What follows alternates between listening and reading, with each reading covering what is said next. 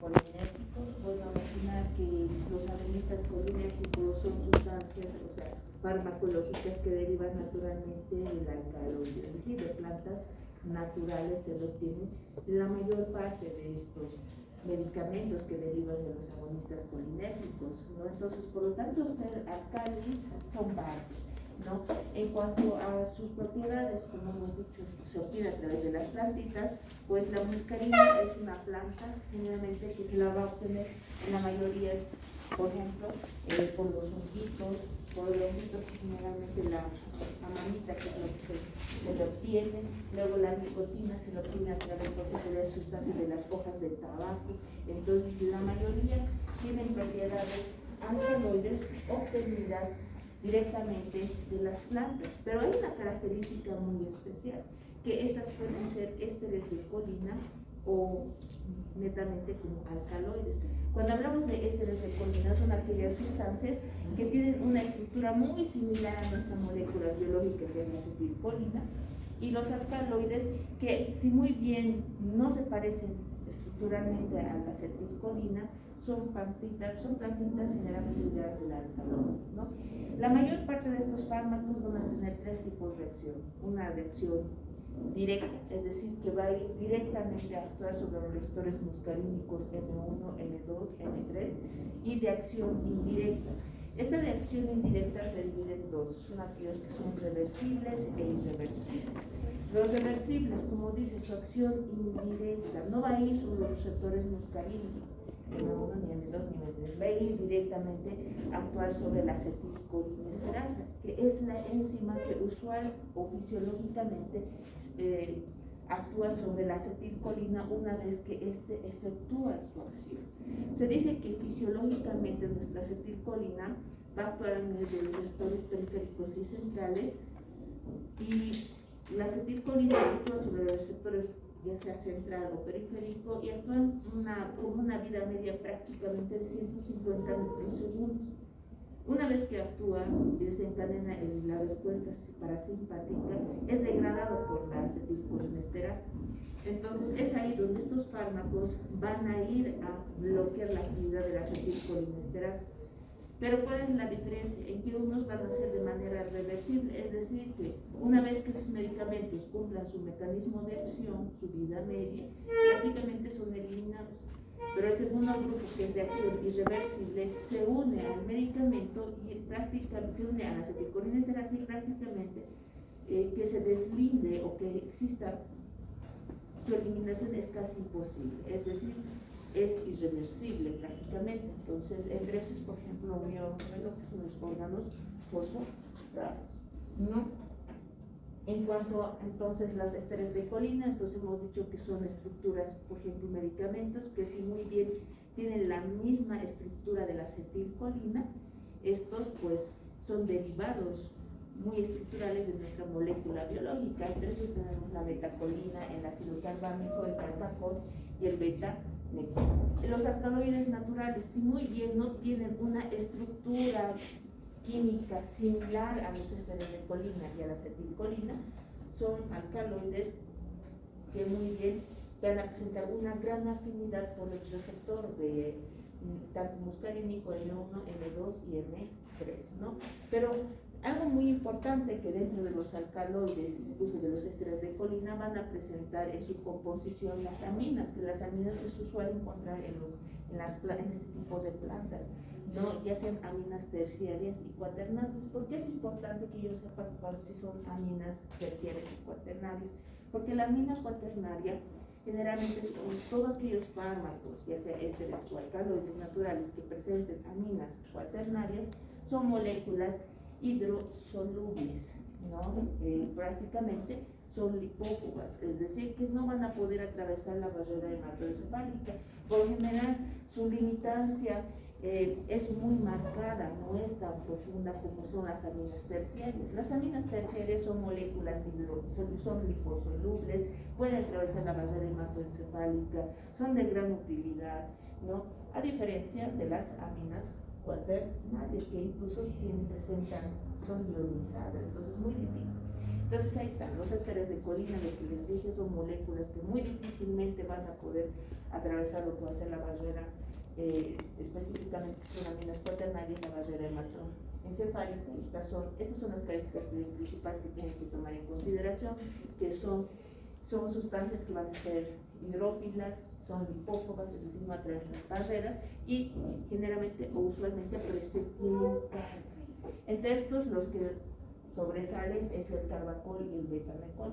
Son dos sustancias muy similares a la acetilcolina en cuanto a la estructura química, pero son en cuanto a su limitancia muy bajas. Es por eso que estos medicamentos, ya que la mayoría de aquí son medicamentos prácticamente aminos cuaternarios, significa que no van a atravesar muy bien barreras, y la mayoría se utiliza para soluciones oftálmicas. Muy pocos son medicamentos los que vamos a ver que se administran por vía oral para algún tipo de patología.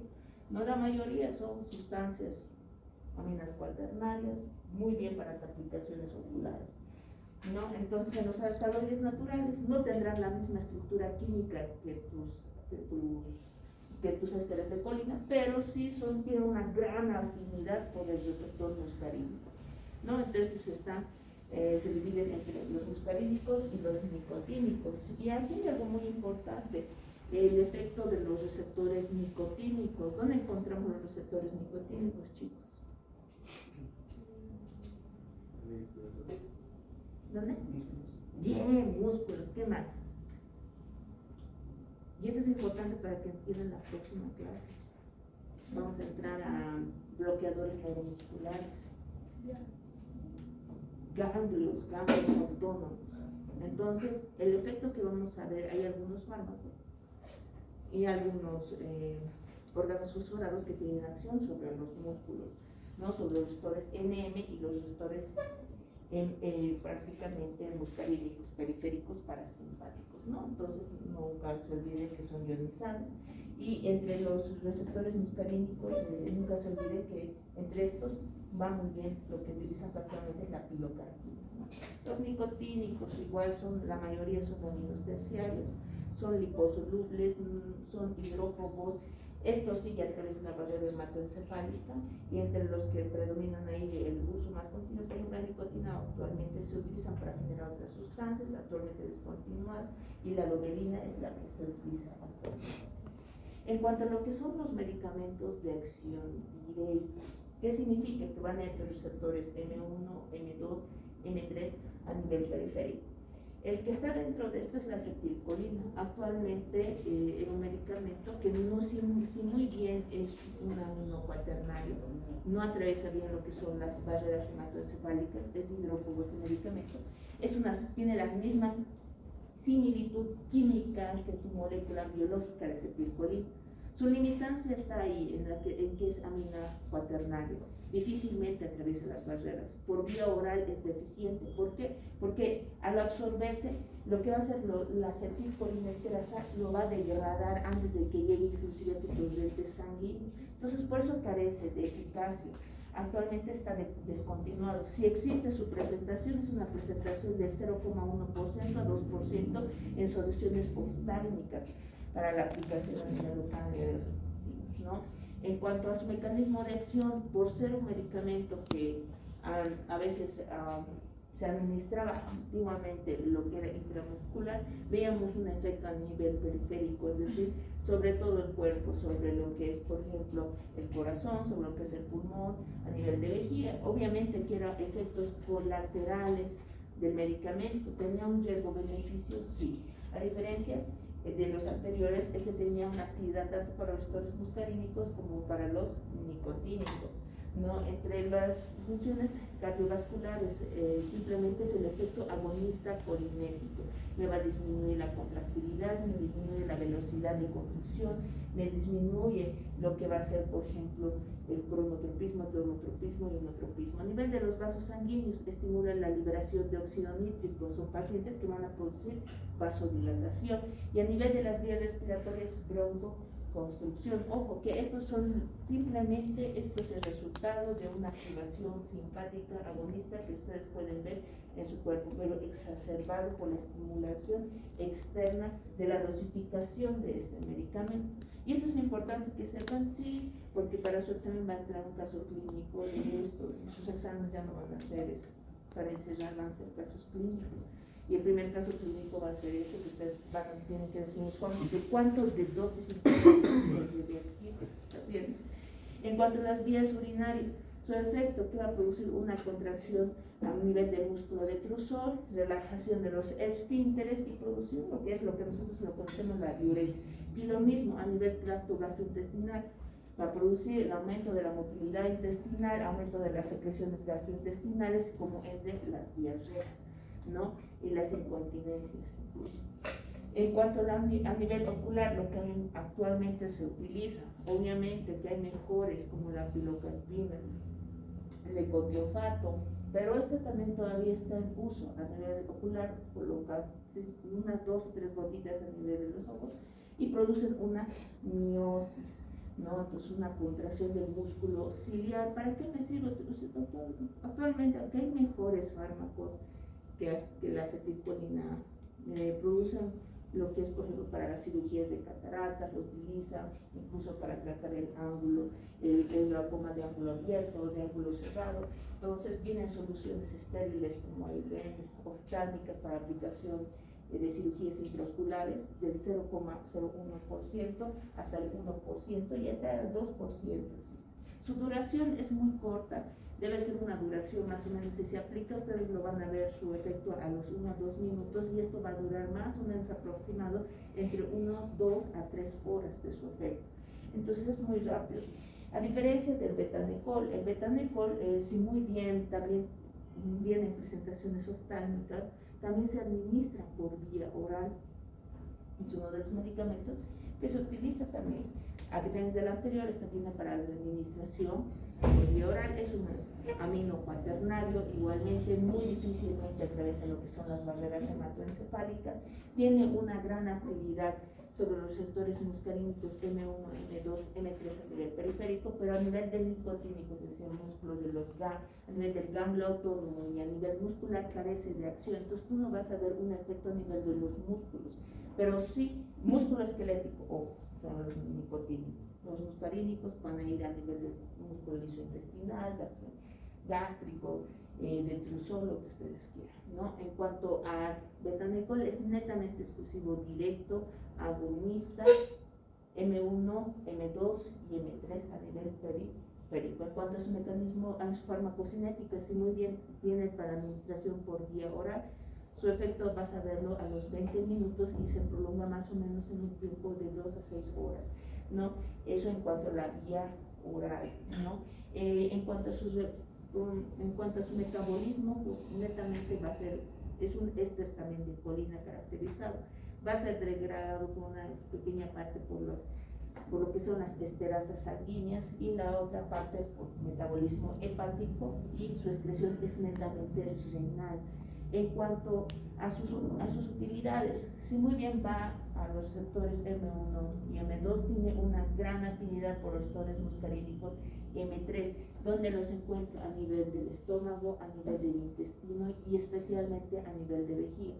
Esto se utiliza a aquellos pacientes que presentan una retención inclusive urinaria o inclusive una atonía en la vejiga, pero es de tipo no obstructivo, que quiero decir, que no está producido por una hiperplasia prostática, por ejemplo, no, sino que son pacientes que han sido sometidos, por ejemplo, a cirugías largas ortopédicas, entre esos lo que es las fracturas de cadera, las fracturas de fémur, ¿no? Entonces son cirugías generalmente largas que se utilizan generalmente anestesias tanto inhalatorias como locales. Entonces, ¿qué sucede? Hay una postquirúrgico, produce una retención urinaria, una vejiga tónica, pero es por el efecto de los analgésicos y los anestésicos, ¿no? Entonces es muy bueno postquirúrgico para producir lo que es la contracción del músculo detrusor y relaje esfínteres y este paciente pueda orinar. No, lo malo, una de las reacciones adversas que siempre va a presentar urgencias urinarias, ¿no? Entonces para eso colocamos también sorbito. ¿Qué más? En el megacolon, si muy bien el megacolon se caracteriza porque hay un agrandamiento y destrucción de los plexos metéricos, ¿No? ¿Qué va a pasar? Son intestinos generalmente agrandados, grandes, que carecen totalmente de un peristaltismo. ¿Qué es lo que hacemos con el betanicol? Estimulamos estimulamos a nivel simpático para que ese intestino empiece con el aumento del tono y la motilidad intestinal para producir lo que va a ser una buena defecación, porque son pacientes que generalmente son estreñidos, ¿no? Generan incluso impactaciones fecales y a veces como consecuencia los pólvulos, ¿no? Muy frecuente, es muy bueno. Para las presentaciones de este medicamento, de presentaciones de 10, de 12 hasta de 15 miligramos. Pueden administrar, dependiendo si su vida media es, por ejemplo, este medicamento a las 6 horas, pueden usar, administrar hasta 4 veces al día, 3 veces, es decir, cada 8 horas y cada 6 horas. El efecto, que es lo malo, que va a actuar sobre receptores M1, M2 y M3, entonces va a producir broncoconstrucción, una ligera broncoconstrucción, le va a generar bradicardia, le va a generar rubefacción por la vasodilatación. Este paciente va, obviamente que en aquellos pacientes que no tienen megacolon, obviamente van a presentar diarreas, pero es por el aumento de la motilidad intestinal. También el vaciamiento gástrico también va a ser rápido, ¿no? Entonces eso también hay que considerar. No, unas interacciones farmacológicas, ¿con qué medicamento yo no puedo dar este tipo de fármaco? Justamente con los agonistas de acción indirecta, es decir, con los inhibidores de acetilcolinesterasa. El carbacol es netamente exclusivo para uso oftálmico.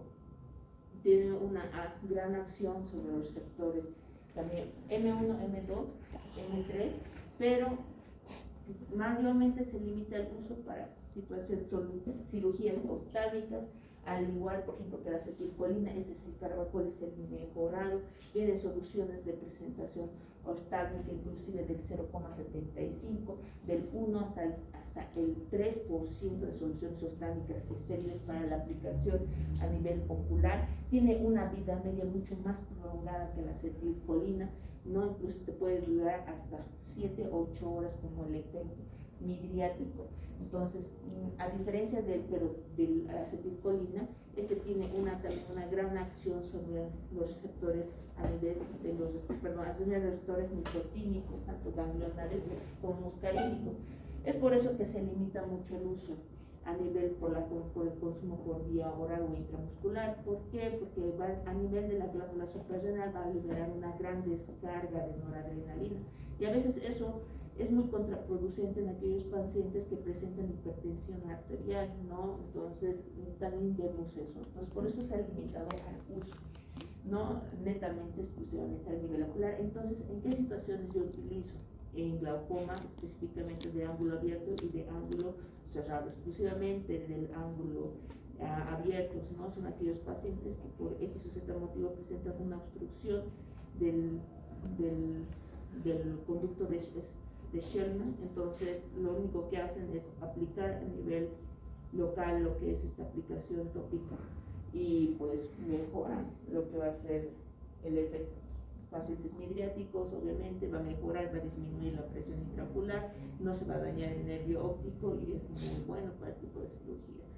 No, en cuanto a sus efectos adversos, usualmente por su efecto midriático prolongado, los pacientes suelen presentar cefalea marcada, ¿no? Que a veces no suele parar simplemente por los analgésicos hasta que termine la vida media del medicamento. Pueden presentar visión borrosa por largo tiempo, no que se olviden, porque va a presentar va a aumentar la parte del efecto de la acomodación del ojo. Entonces esto es un poquito molestoso en cuanto a la cirugía oftálmica.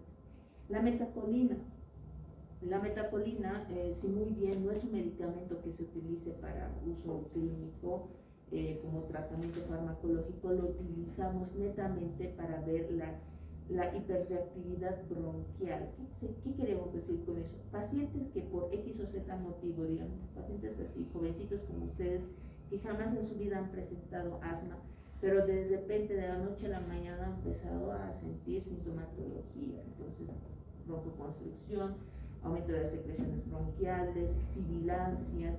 Entonces, medio raro, ustedes se asustan, ¿no? Pero estos episodios ya se han vuelto más frecuentes, y ustedes no saben si es por yo qué sé, por un agente externo, por una alergia. Entonces, ¿qué hacen generalmente los médicos?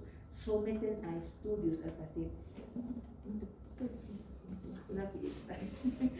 Entonces, son sometidos, por ejemplo, a estos estudios de hiperreactividad bronquial. ¿Y qué utilizan? La metacolina.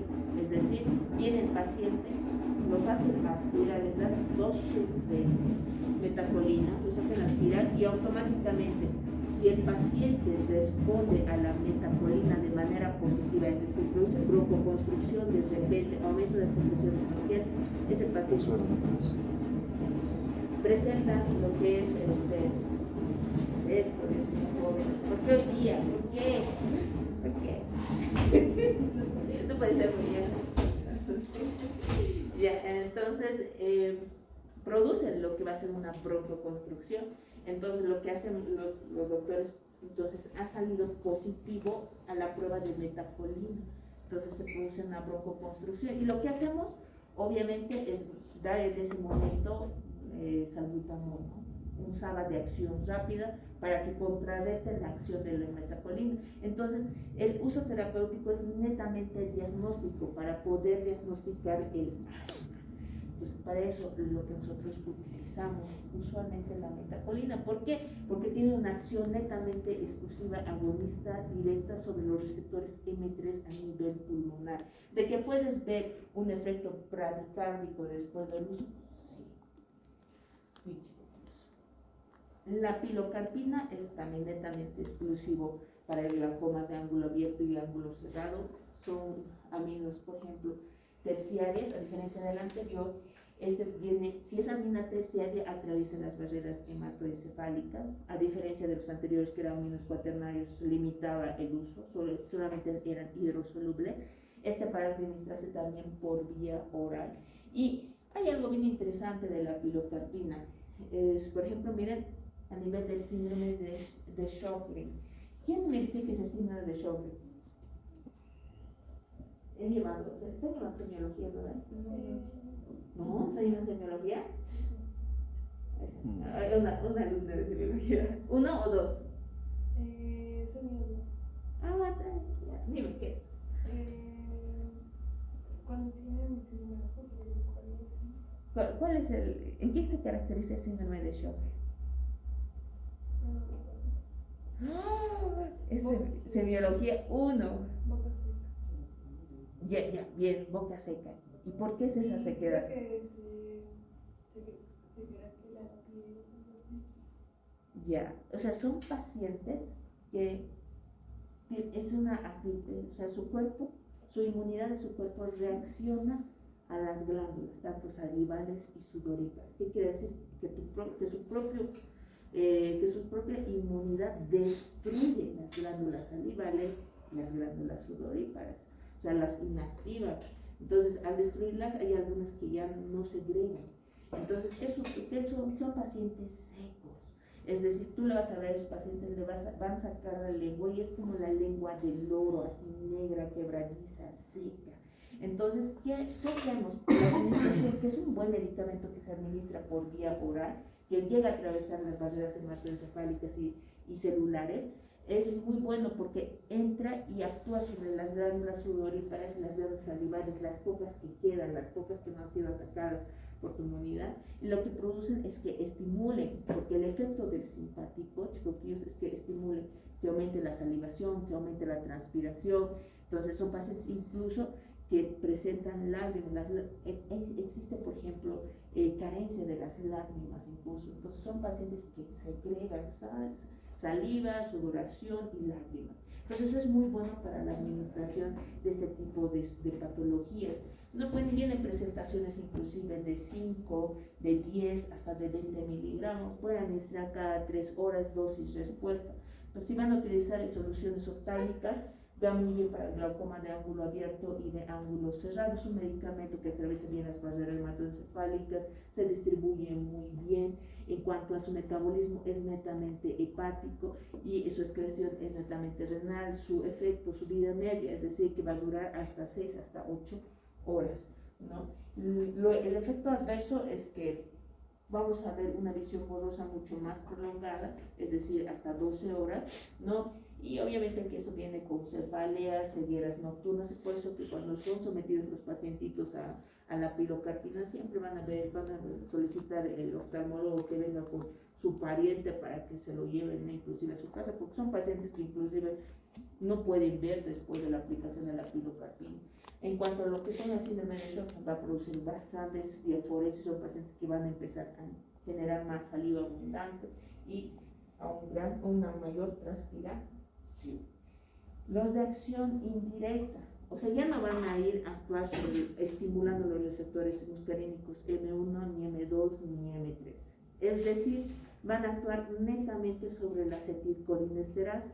¿Y cuál es el objetivo de que estos actúen en la acetilcolinesterasa? Que tu molécula biológica, que es la acetilcolina, actúe por un tiempo mucho más prolongado de lo usual.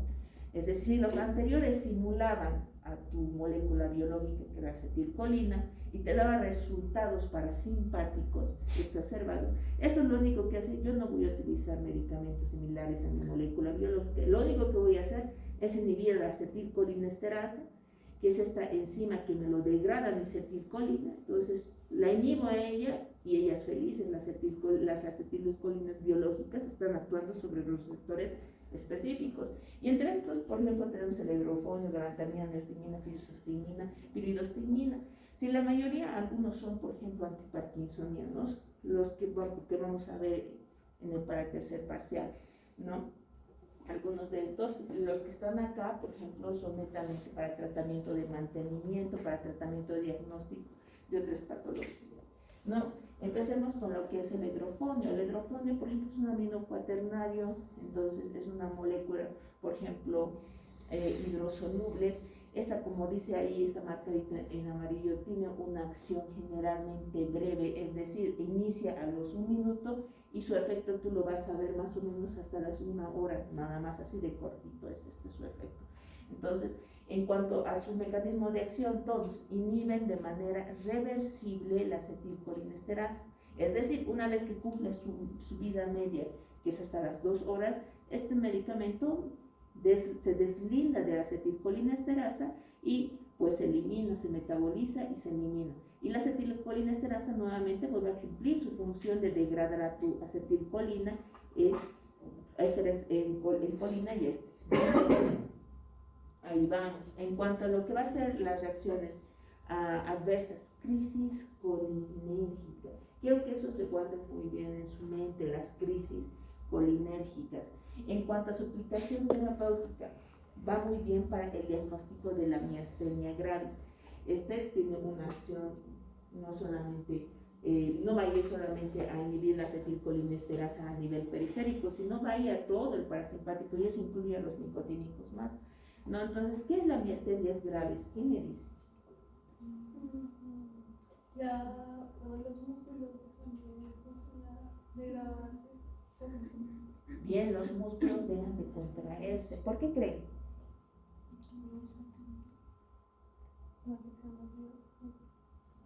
Por ahí estás bien. ¿Por qué creen que por qué yo daría un hidrofonio para diagnosticar, por ejemplo, una miastenia gravis? Que ya siempre es bueno conocer qué es miastenia gravis para saber por qué se da. La miastenia gravis, como su compañía dice, los músculos dejan de contraerse. Son pacientes que presentan debilidad muscular, les va a costar levantarse, les va a costar pararse, les va a costar hacer estos movimientos. ¿Por qué? Porque van a sentir poco a poco avanzar, a medida que va evolucionando la patología, van perdiendo la contracción muscular, ya como está la flacidez, pero no es la única patología, la miastenia gravis, que cursa con este tipo de sintomatología. Hay varias patologías, el ELA, entre esos uno está. ¿Y tú cómo vas a poder realizar una distinción diagnóstica? ¿Cómo vas a poder discernir si estás frente a un ELA o estás frente, por ejemplo, a una miastenia gravis? Si tú estás pensando en una miastenia gravis, das el hidrofonio. ¿Qué significa? En la miastenia gravis también tu inmunidad ahí juega un gran rol, es decir, ella destruye tus receptores nicotínicos NM que existen en tus músculos. tu inmunidad lo destruye. Al destruir los receptores, no hay suficiente acetilcolina que va a interactuar con estos receptores para que se desencadene lo que es la contracción muscular. Existen muy pocos. Entonces, si son pacientes que ya presentan debilidad y tú quieres diagnosticar, das hidrofonio, su efecto tú lo vas a ver te he dicho, en un minuto. ¿Qué sugiere? Entonces, que este medicamento va a inhibir la acetilcolinesterasa y va a hacer que los pocos receptores que existen a nivel muscular empiecen por ejemplo, a actuar o lo que sea, a funcionar el doble, porque están trabajando por los otros que han sido destruidos. Entonces ahí tú ves que el paciente en ese momento va a recuperar las fuerzas, va a poder generar fuerza, va a poder manejar las extremidades inferiores. Entonces es más o menos, vamos como una valoración diagnóstica, como ahí dices. Si el paciente ves mejoría después de la aplicación de hidrofonio, estás frente a una miastenia gravis, cosa que es muy diferente para el diagnóstico, por ejemplo, de la esclerosis lateral amiotrófica, ¿no? Entonces va muy bien para diagnosticar esta patología. ¿Por qué no se trata? Hay otros medicamentos más adelante que tratan la miastenia gravis. El hidrofonio no, solamente es para una valoración diagnóstica, para ver si estás frente a esta patología. ¿Por qué? Porque su acción es rápida, o sea, no te va a durar mucho tiempo al paciente su efecto del hidrofonio. Por eso es para valoración diagnóstica, para diagnosticar esta patología. Porque a los 60 segundos, si vas a administrar por vía intravenosa, a los 60 segundos, por ejemplo, vas a ver, y a los 5 minutos ya está fuera. Perfecto, pero si tú vas a administrar por vía oral, a las 1 hora ya está fuera el medicamento. Entonces, a eso vamos. Segundo, la reversión de los relajantes. ¿Qué significa? En la próxima clase vamos a ver los antagonistas colinérgicos, medicamentos intravenosos que usualmente se utilizan dentro del acto quirúrgico para producir relajación muscular.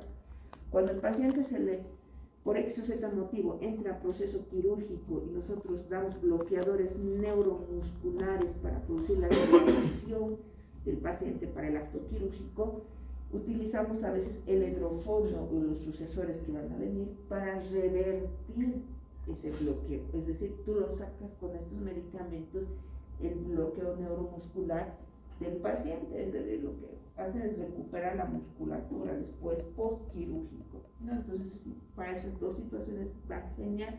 Obviamente, cuando tú quieres ver una reversión, por ejemplo, del bloqueo neuromuscular de manera rápida, dale el hidrofonio, ¿no? Entonces, suficiente un bolo de 25 miligramos para revertir, ¿no? Inclusive, no superar la dosis, ahí dice máxima de 40 miligramos. Si ustedes quieren dosificar kilogramo peso, pues utilizan 0,5 a 1. Pueden utilizar inclusive mejor 0,5 en caso de pacientes generalmente ancianitos, ¿no?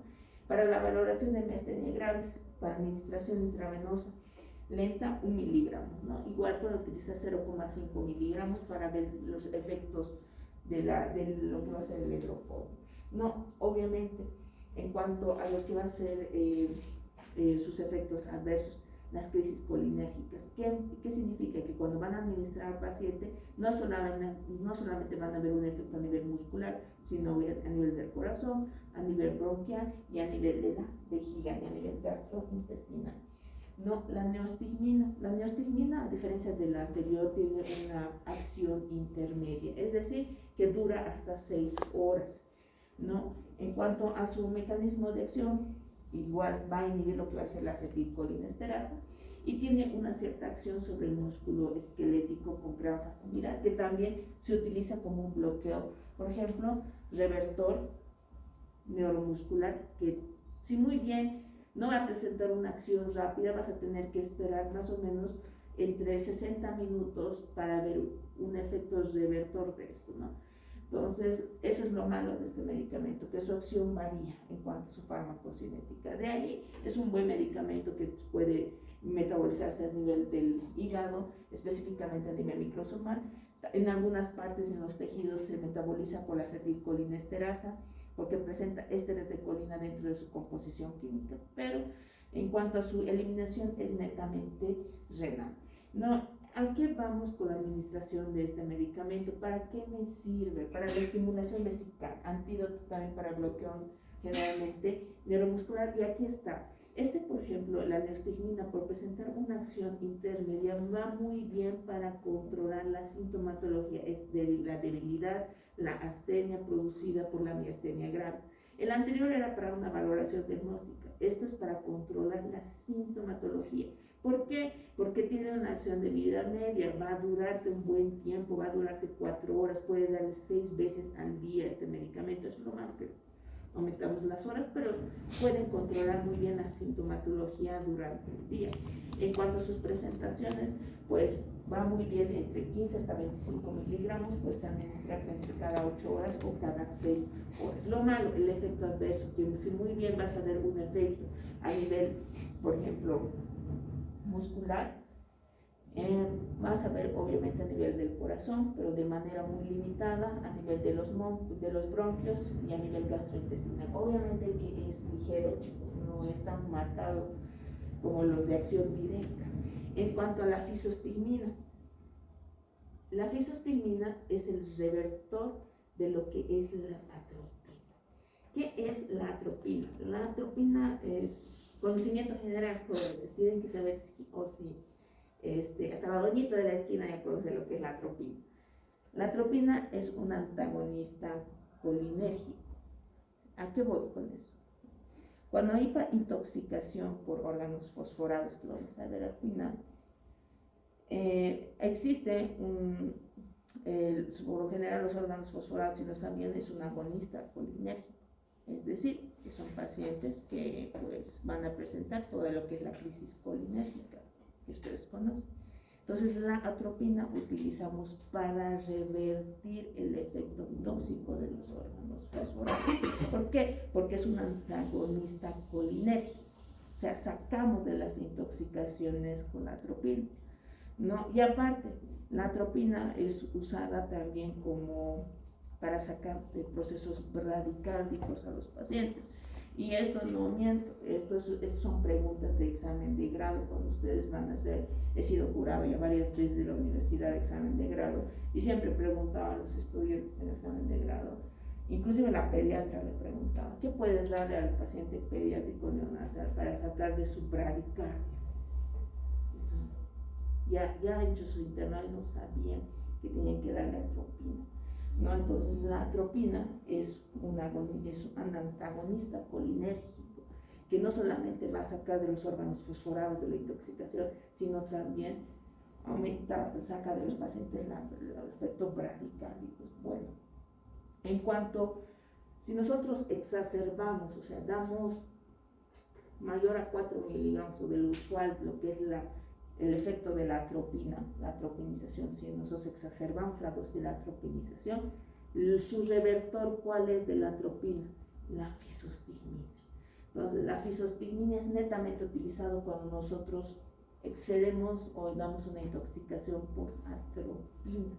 Entonces, la dosis máxima que tú puedes utilizar como bolos por peso del paciente 0,04 miligramos, kilogramos, máximo 2 miligramos, ¿no? A nivel muscarínico, obviamente que va a producir contracción del músculo liso bronquial, bradicardias, hipotensión, ¿no? Entonces, el efecto contrario, si muy bien te va a sacar de la atropina de la bradicardia, te va a elevar la frecuencia cardíaca, va a haber un buen ritmo. Lo contrario, la fisostigmina va a tratar de disminuir esa taquicardia y llevar nuevamente a otra bradicardia, ¿no? Entonces, es el revertor de la atropina, de tu acción antagonista muscarina. Por eso jamás se olvide. Eso es pregunta no solamente de tu examen, es pregunta generalmente del internado y es pregunta también del examen de grado, que siempre la atropina. Y el revertor de la atropina, ¿cuál es? La fisostigmina. Si alguna vez les pregunta, la fisostigmina pueden dar presentación de 0,04 para revertir el efecto de la atropina. Netamente es un agonista colinérgico que va a tener no solamente acción a nivel del corazón, sino a nivel muscular, a nivel bronquial y a nivel especialmente gastrointestinal y a nivel del ojito, obviamente. La pirostigmina tiene, a diferencia de los anteriores, tiene un mecanismo de acción larga, es decir, prolongado. Si los anteriores eran de acción intermedia, estaban entre 2 a 6, 6 horas su mecanismo de acción. La pirostigmina más o menos está hasta las 12, hasta las 18 horas. Entonces está muy bien para administrar 2 veces al día, hasta 3 veces al día. Este sí se utiliza netamente para controlar, como tratamiento de mantenimiento para la miastenia gravis. O sea, eso sí se da para la miastenia. El otro era la sintomatología, que era la debilidad. Esto es como mantenimiento para tratar de, y aparte conjuntamente con los medicamentos para disminuir la acción generalmente de la inmunidad, ¿no? Pero esto es para netamente como tratamiento. También puedes utilizar como un bloqueador revertor, pero obviamente por su acción prolongada va a tardar en ver el efecto de este medicamento, no va a ser rápido, va a ser lento su recuperación del paciente. En cuanto a su efecto, pide presentaciones por vía oral para que actúe sobre a nivel de los receptores NM, los nicotínicos a nivel muscarínico, ¿no? También inhibe lo que es la acetilcolinesterasa, tiene 2 tipos de acciones, y a nivel del ojito también hay soluciones oftámicas de 0,25% inclusive para la aplicación a nivel local para producir también miosis. También vienen esas presentaciones tópicas vía oral. Y en cuanto a su efecto, crisis colinérgica, eso es lo único que vamos a ver con este medicamento.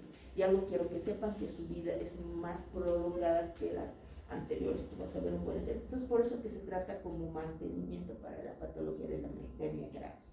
Ya lo que nosotros veníamos, ese es un tema, por ejemplo, muy importante. Si muy bien hemos visto los del anterior, que era una acción indirecta reversible, es decir, que podía unirse a los receptores, inclusive la acetilcolinesterasa, de manera, por ejemplo, indeterminada, es decir, hasta que cumpla su mecanismo de acción del medicamento y de ahí se deslinda y está nuevamente libre tu acetilcolinesterasa para ejercer su mecanismo de acción, destruyendo la acetilcolina biológica de tu cuerpo.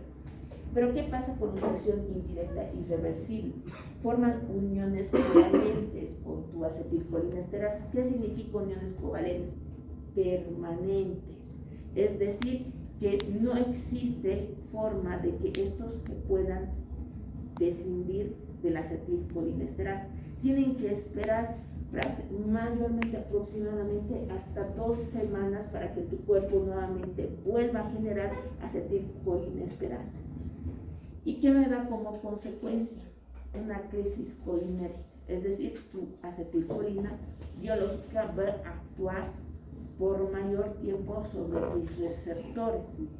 ¿Y quiénes generan esto? Son los compuestos, son los órganos fosforados que nosotros conocemos. Entonces, entre estos está, por ejemplo, el malatión, el paratión, ¿no? Que son los compuestos, como ahí dicen, y el SOMAM, que aquí falta, por ejemplo, el SOMAM, que es entre estos 3, por ejemplo, son órganos fosforados que se utilizan para la desinfección de las plantaciones, ¿no? Para matar lo que son los pesticidas, son pesticidas, y estos pacientes, estos pan del día, si van a ir a rotar, por ejemplo, a lo que va a ser el campo, ustedes van a ir porque tienen que ir, van a ver que les van a llegar intoxicados por malatión, paratión y SOMAM. ¿Qué significa? Que van a venir, son pacientes con crisis colinérgica a tu emergencia. Es decir, son pacientes que van a ver sus pupilas, van a estar mióticas, no va a haber una reacción a la luz, son simplemente mióticas. Son pacientes que van a estar salivando, son pacientes que no van a poder respirar porque van a presentar una broncoconstricción tremenda. Vas a ver su corazón va a estar bradicárdico, no se van a asustar, son pacientes que van a presentar, o sea, no van a controlar, lo que son esfínteres, tanto vesicales, tampoco, por ejemplo, anales. Son pacientes que van a ver que existe una pérdida de las deposiciones fecales, y no es porque tu paciente esté muriendo, sino es por una acción del malatión o paratión, por la intoxicación colinérgica del órgano fosforado. Se dice que tú tienes para administrar, por ejemplo, lo que es la pradiloxina en un tiempo que se oscila entre 6 horas desde el momento en que el paciente esté intoxicado por estos órganos fosforados, independientemente si ha sido por laboral o que ha querido atentar contra su vida el paciente. Independientemente, tú tienes 6 horas para dar pradiloxina. ¿Qué se dice? Que si pasan las 6 horas, la acetilcolinesterasa generalmente se fosforila, es decir, se envejece. Nosotros decimos hay un envejecimiento de la acetilcolinesterasa, es decir, que hasta ese momento, pasadas las 6 horas, es casi imposible que el órgano fosforado se deslinde de la acetilcolinesterasa. Es casi imposible. Tienes 6 horas todavía con la pralidoxina, tú la administras pralidoxina, puedes ver todavía la reversión. Pero pasan las 6 horas, ahí estamos, chao. Porque lo único que tenemos para administrar va a ser la atropina. Y atropinizar hasta controlar la sintomatología del paciente. Eso es lo único que nos queda. Entonces antes los compuestos, los órganos fosforados, si no sabían, han sido creados ni siquiera para la desinfección o para matar como insecticidas, no han sido utilizados como armas de guerra. Los primeros que han sido creados, han utilizado, han sido contra los judíos. Inclusive los gases, por ejemplo, también eran dentro de la composición de los órganos fosforados que utilizaban generalmente las cámaras de gas para aniquilarlos. Han sido los primeros órganos fosforados que han sido en forma de gas. Posteriormente han sido sacados, obviamente, como armas de guerra para la guerra de Japón y Estados Unidos.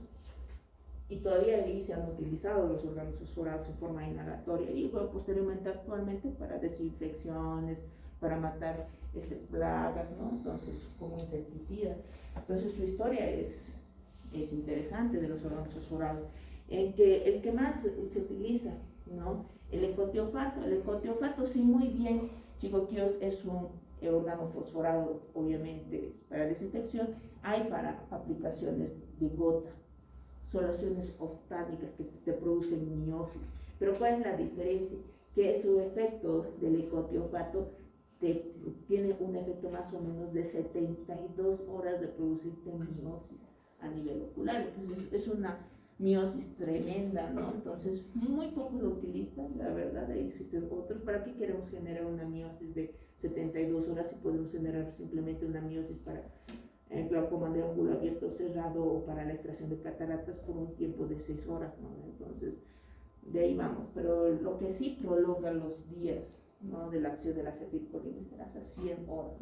Imagínense produciendo esa sintomatología de crisis colinérgica por más de 4 días, chicos, que su paciente puede llegar a fallecer. Entonces hay que tener mucho cuidado. La mayoría, en cuanto al mecanismo de acción, es considerada siempre como un órgano fosforado, no inactiva lo que va a ser la acetilcolinesterasa. Obviamente que hasta las 6 horas puedes revertir con la pralidoxina, que es su medicamento revertor. Más de ahí simplemente es controlar la sintomatología tanto a nivel neurológico como periférico, ¿no? En cuanto a los efectos parasimpáticos, las crisis colinérgicas, pacientes van a estar con una cialorrea tremenda, miosis, va a haber defecación, va a haber pérdida de control de esfínteres, si el paciente va a orinarse, va a defecar, es normal.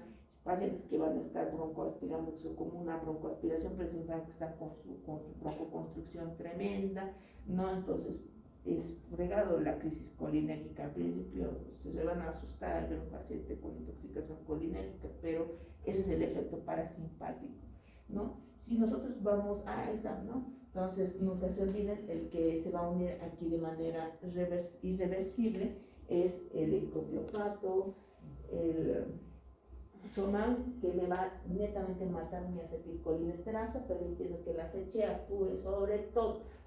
Y a nivel muscular va a presentar fasciculaciones, son pacientes que van a presentar fasciculaciones, y si esto llega a nivel del sistema nervioso central, obviamente que convulsiones, paciente convulsiona, aparte de que va a presentar fasciculaciones al inicio, tu paciente va a convulsionar.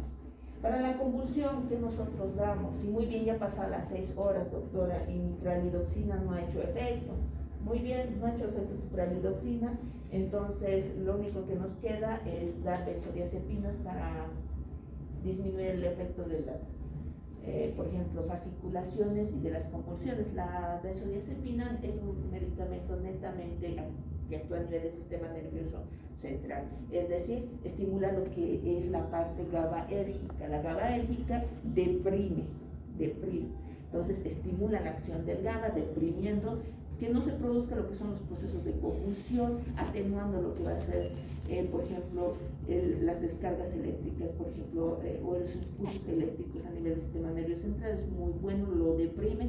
Y en cuanto a la sintomatología, la atropina. La atropina es lo único que nos queda. Pero ahí está, todo esto es la sintomatología, por ejemplo, chiroquíos de una crisis de tipo colinérgico. fisiológica, que ustedes van a ver en un paciente intoxicado por órgano fosforado, ya sea que lo haya inhalado por la fumigación de los insecticidas o que haya consumido en forma líquida para atentar contra su vida, independientemente, ese es el efecto que tú vas a ver en los pacientes. Y lo que nosotros damos dentro de las 6 horas, que es pralidoxina. Siempre acuérdense esto, dentro de 6 horas, pralidoxina. ¿Cuánto de dosis puedes dar de pralidoxina? 1 a 2 miligramos en 100 ml de solución fisiológica o glucosada para que entre más o menos en un tiempo de 60 horas, que es 1 hora aproximadamente, y para mantenimiento, es decir, porque no te olvides que esto, la te he dicho que va a ser irreversible, puede durar hasta una semana. Lo que tienes que hacer es controlar la sintomatología. Puedes dar como mantenimiento con 8 o 10 miligramos kilogramos de peso de tu paciente hasta de que desaparezca la sintomatología colinérgica, controlando la sintomatología posterior de que haya sacado de la crisis colinérgica o del ataque colinérgico. Si es en niños que se da, a veces las mamás pueden atentar contra la vida de los niños, que anterior año era muy seguido que venían las mamás que los mataban con órganos fosforados a sus hijos, ¿no? Veníamos y teníamos que sacar, para ellos son miligramos, kilogramos, para los niños siempre son peso del niño, es decir, de 25 a 50, nosotros atacamos con 50 miligramos, kilogramos peso, no, inclusive ni siquiera por solución como en el adulto, por presión intermitente, en bolo a los niños tratamos de sacar, porque de los niños es mucho más marcado que se produzca una bradicardia tremenda. Entonces, como mantenimiento de 10 a 20 miligramos kilogramo posterior de sacar de la crisis colinérgica. En cuanto a la atropina, si pasaban las 6 horas y la mamá decía, no sabemos por cuánto tiempo mi hijo habrá estado intoxicado, lo único que nos queda entonces administrar benzodiazepinas, puede ser un clonazepam, ¿no?, que es el más utilizado para disminuir lo que son las crisis convulsivas, y si no tienen clonazepam por vía intravenosa, que es muy controlado, pueden administrar lo que va a ser el diazepam, por ejemplo, por vía rectal, en supositorio, que va muy bien para controlar lo que son las convulsiones en los niños. En cuanto a lo que va a ser obviamente que el suministro de oxígeno es importante porque es un paciente en la crisis colinérgica que está produciendo broncoconstrucción. Hasta que ustedes administren de 1 gramo hasta 2 máximo cada 5 minutos, viendo dosis respuesta de lo que va a ser la atropina, es necesario ver, ¿no? Porque lo que vamos a hacer en la atropina es controlar, es aumentar la frecuencia cardíaca, es bloquear lo que va a ser el efecto de broncoconstrucción. El paciente va a empezar a broncodilatar, eso es el efecto, y a disminuir obviamente las secreciones bronquiales. Eso es lo que hacemos con la atropina, controlar esa sintomatología. Y en los niños, obviamente, que utilizamos para la administración de atropina o atropinización de 0.02, un poquito más controlado, hasta 0.05, inclusive hasta 0.8 como dosis máxima, y si hablamos en miligramos, 3 miligramos, ¿no? Siempre tienen que revertir, esperar dosis 1 miligramo, 5 minutos, si no hay, otro miligramo, ¿no? Entonces en los niños, en los pediátricos, a diferencia de los adultos, la dosis es kilogramo, es decir, 0.05 tienes que multiplicar por el peso del niño, y esa dosis tienes que administrar cada 5 horas sin sobrepasar la dosis máxima de 3 miligramos para revertir la broncorrea, la broncoconstrucción y la bradicardia. Siempre se utiliza la atropina incluso para revertir pacientes pediátricos. Nunca se olviden, eso es pregunta, examen de grado, pregunta en su internado. Siempre son claves de la farmacología que ustedes tienen que saber, por lo menos, ¿no? Entonces aquí está bien bonito, se sacado del Lipicot, de todos los medicamentos que hoy hemos visto, así como un resumen chiquitito de lo más importante que hemos visto. ¿Dudas, preguntas, chiquillos? ¿Qué hora es? 9:20. Ok, para que vayan a estudiar sus exámenes prácticos. ¿Los grupos de cuántos vas a hacer? De 3.